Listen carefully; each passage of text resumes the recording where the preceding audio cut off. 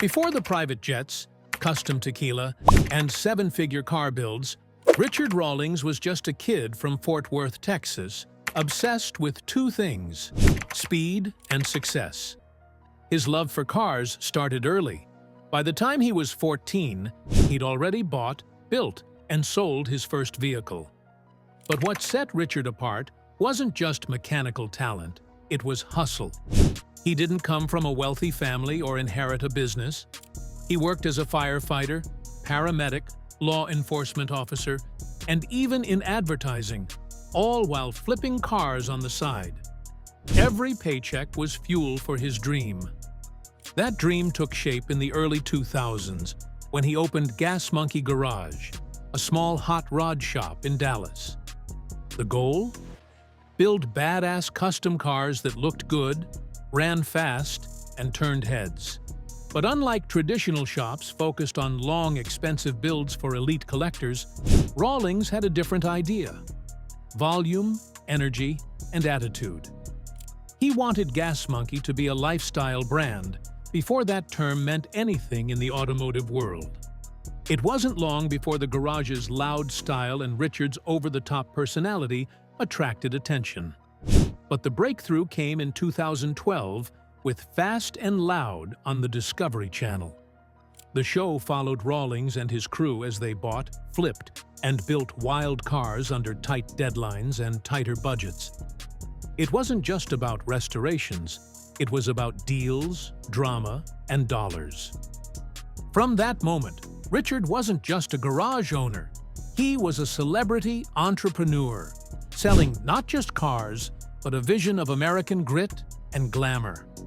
The empire had begun, but it all started with a kid, a wrench, and the guts to bet it all on himself. This wasn't handed to him. He earned it, one flip at a time. As Fast and Loud soared in ratings, Richard Rawlings saw what few others in his position could. The show wasn't the finish line, it was the billboard. Gas Monkey Garage was now a household name, and Rawlings wasted no time transforming it into something bigger. The garage walls couldn't contain his ambition. He envisioned Gas Monkey not just as a TV destination, but as a multi-pronged brand empire, with his name and logo slapped on everything from t-shirts to tequila bottles. First came the merchandise, and it exploded. Shirts, hats, posters, even garage stools with the grinning monkey logo flew off shelves. Fans didn't just watch the show, they wore it. Rawlings built a lifestyle around it, tapping into the kind of brand loyalty most networks only dream of. He wasn't selling builds, he was selling Gas Monkey attitude. Then came Gas Monkey Bar and Grill, a massive live music venue and restaurant in Dallas that doubled as a tourist destination for gearheads. It brought in fans from around the world, and it wasn't long before spin-offs like Garage Rehab and Demolition Theater followed, expanding the Gas Monkey universe even further. Richard's energy was infectious, and his business instincts razor-sharp. But the hustle never stopped. He launched Gas Monkey Energy, a bold entry into the cutthroat beverage market.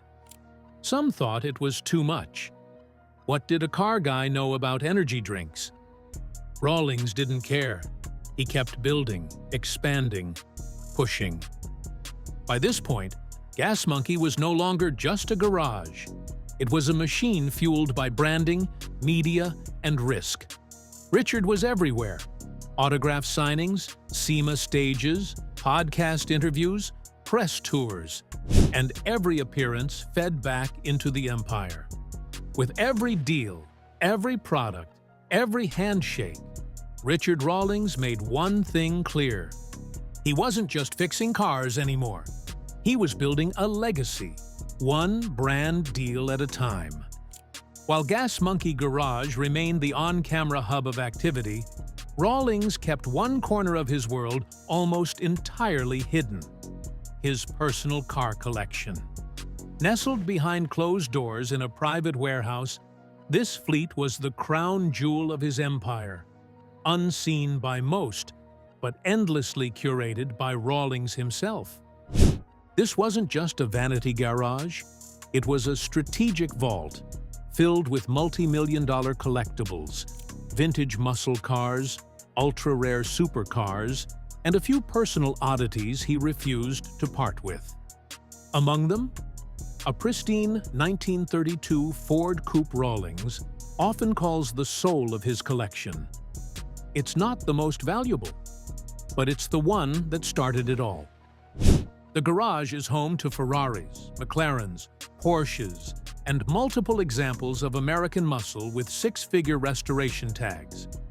Some cars never made it onto Fast and Loud, kept instead as private investments or personal trophies.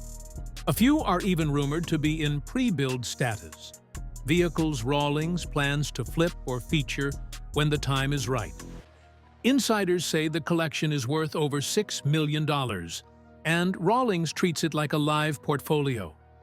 He's constantly buying, selling, and repositioning vehicles, using them not just as assets, but as brand leverage. Every car has a story, and Rawlings knows how to turn stories into cash. And here's the twist. Not all the cars are perfect. Some are rough, some are mid-project. But in Richard's eyes, that's the point. The collection isn't about polish, it's about potential, just like his empire. Because when you live in the fast lane, the garage isn't just storage, it's a treasure chest. While most gearheads hit the highway, Richard Rawlings flies higher, literally. Private jets have become a key part of his business arsenal, used not just for luxury, but for speed, stealth, and deal-making. Whether he's flying to Vegas for a car auction or Mexico for a tequila partnership, Rawlings doesn't do middle seats. He travels like a mogul because, by now, he is one. His frequent charters and partnerships with aviation firms allow him to move between business ventures without the red tape of commercial flights. And it's not just about convenience, it's about control over time, image, and access. While fans often catch glimpses of these flights on social media, complete with custom whiskey glasses, leather seats, and cheeky captions, there's more happening mid-air than just selfies. Sources close to the Gas Monkey empire say Rawlings uses these flights to close deals. A quick jet to SEMA, a sit-down with a startup CEO, a site visit for a new Gas Monkey venue. These aren't joyrides, they're mobile boardrooms. And let's not forget the Gas Monkey Mansion, his Texas estate with multiple garages, a pool that looks like it belongs in a Vegas resort, and enough square footage to host an entire car show. The mansion is part home, part HQ, a reflection of a man who never stops blending work and play. Whether it's the $100,000 driveway builds or the fleet of concierge cars waiting to pick up VIPs, Richard has turned every inch of his life into an extension of the Gas Monkey brand. This isn't excess for excess's sake. It's marketing, it's leverage, it's domination. And Rawlings is just getting started. When Richard Rawlings saw his face on a billboard, he didn't just see fame, he saw opportunity. And like any smart mogul, he turned that recognition into revenue streams outside of the garage. First came the merchandise empire, then live events. But one of his most calculated moves? Booze. Gas Monkey Energy was Rawlings' first foray into the beverage world. With slick cans, rockstar branding, and a loud launch campaign, it fit perfectly with the Gas Monkey vibe. But the real power play came later, with Gas Monkey Tequila. Celebrity spirits are a booming industry, and Rawlings dove in headfirst. Premium branding, upscale packaging, and clever marketing positioned the tequila as more than just a gimmick. It was another pillar in his brand empire. But that's not all. Over the years, Richard quietly invested in multiple ventures, from tech startups to automotive apparel brands. He's partnered with garage product companies, sponsored race cars, and even explored creating a luxury car care line under the Gas Monkey name. Every move is part of a long game, building wealth through licensing, not labor. He also tested the waters with Gas Monkey Live, a massive music venue in Dallas meant to blend car culture with nightlife. Though it eventually closed, the concept proved Rawlings was thinking far beyond car builds. He wanted to be a household name in entertainment. While many saw Fast and Loud as the peak, Rawlings treated it like just the trailer for the movie he was really making. One where he wrote the script, picked the cast, and owned the production company. And in a world where most gearheads wrench for dollars, Rawlings crafted a machine that prints them. Most people know Richard Rawlings from Fast and Loud, but what they don't know is just how lucrative that show and its global syndication became for him. At its height, Fast and Loud wasn't just another car show, it was Discovery Channel's crown jewel. And Rawlings, the face of it all, negotiated like it.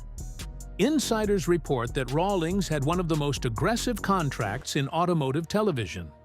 Not only did he earn a generous per-episode paycheck, but he also secured a cut of licensing, international rights, and merchandising tied to the show. When the brand expanded, spin-offs, appearances, promotional tie-ins, Rawlings got a slice. He wasn't just talent. He was a stakeholder.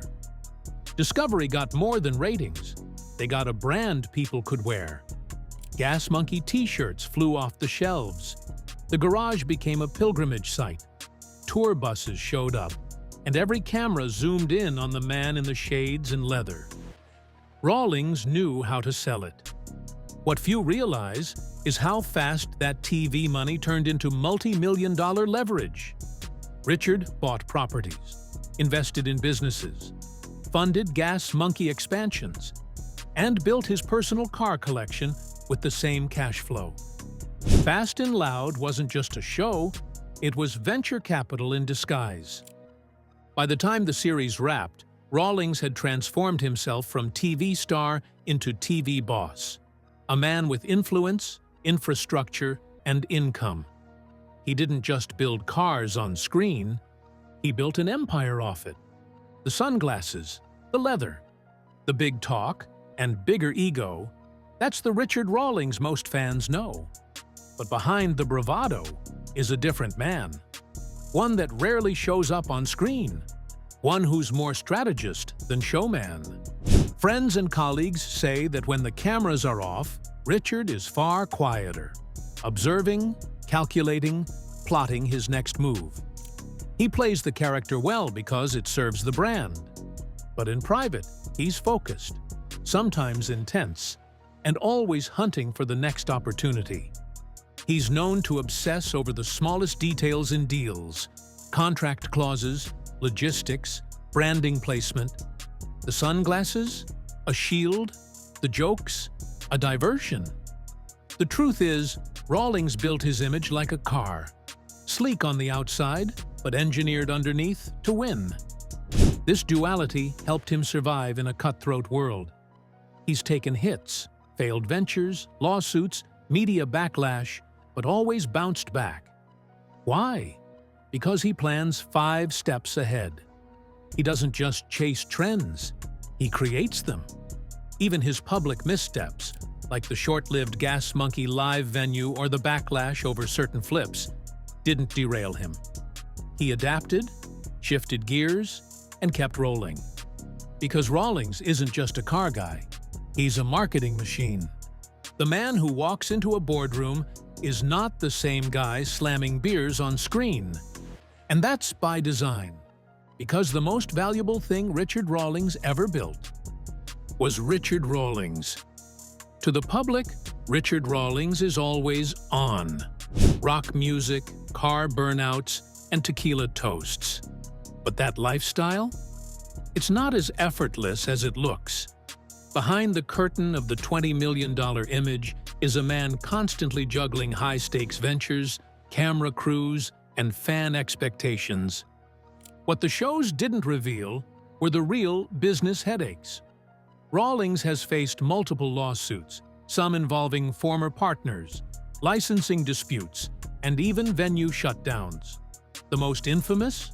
The Gas Monkey Live venue in Dallas, which shut its doors under financial and legal pressure. It was a big swing and a very public miss. Then there were the employee shakeups. From drama at Gas Monkey Garage to behind-the-scenes tension with production crews, not everything ran as smoothly as a freshly tuned LS motor. But Rawlings rarely aired that dirty laundry. He handled setbacks like he handled his builds. Fix it, flip it, move on. Fans also don't see the toll it takes. The travel, the shoot schedules, the non-stop branding, it's a grind. Rawlings has admitted in interviews that the hustle left him physically and mentally drained, especially in the later years of Fast and Loud. The pressure to stay relevant, to outdo the last build, to keep the brand alive, it wore on him. But he never broke. Because quitting isn't part of his DNA. Every stumble was just another chapter in the Gas Monkey playbook. He knew how to bounce back, and more importantly, how to spin failure into fuel. The Rawlings brand isn't built on perfection. It's built on perseverance. To most, Richard Rawlings is exactly what he appears to be.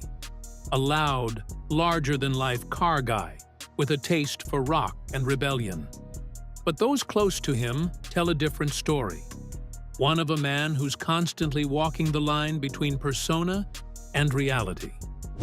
The Rawlings you meet at a car show, flashy, fun, confident, the one behind closed doors, methodical, sometimes reserved, and definitely always thinking. Former employees and business partners say he's far more measured and strategic than his TV personality suggests. He's a master of media manipulation. The sunglasses, the catchphrases, the wild road trips, they were all part of a carefully crafted image. Rawlings knew that in a world of shrinking attention spans, a larger-than-life character sells. So he created one, and stuck to it.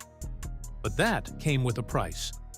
Being Richard Rawlings all the time meant keeping up appearances, always being on, always playing the role. And that meant less time to unwind, to reflect, to be just a guy from Texas who loved old cars. Privately, Rawlings is known to be loyal to a fault, generous with his crew, passionate about his builds, and fiercely protective of his brand. He's been burned by deals and betrayed by friends, but rarely airs the drama. Because, as he once said, nobody wants to see the sausage get made. They just want the sizzle. The Richard Rawlings brand may be loud, but the man behind it? Quietly building a legacy. Richard Rawlings didn't just build an empire, he built a machine that doesn't stop running. And even as Fast and Loud ended, the Gas Monkey legacy continues to expand far beyond television. Today, Rawlings has diversified across multiple industries, from his booming tequila line, which now ships nationally, to boutique real estate projects, exclusive car auctions, branded apparel, and even rumored international ventures. His reach is global. He's turned Gas Monkey from a garage into a lifestyle empire. Even his personal car collection has grown in value and legend. While many of his high-profile builds remain tucked away, some are occasionally showcased at exclusive events or used in branded promotions. They're not just cars, they're assets, storytelling tools, and business leverage. But here's the twist. Richard Rawlings isn't done. Sources close to him suggest he's working on a media comeback, possibly launching his own digital series or platform. He's teased the next chapter on social media, hinting at more freedom, bigger builds, and a new kind of access fans never had before. The goal now? Legacy. Not just fame, not just flash, but building something that outlasts the camera crew. Rawlings may have started flipping junkers, but now he flips industries. From back-alley garages to private jet runways, he's shown the world what American hustle looks like. Tattoos, tequila, torque, and all. And as long as there's fuel in the tank, Richard Rawlings isn't just living the dream. He's engineering it.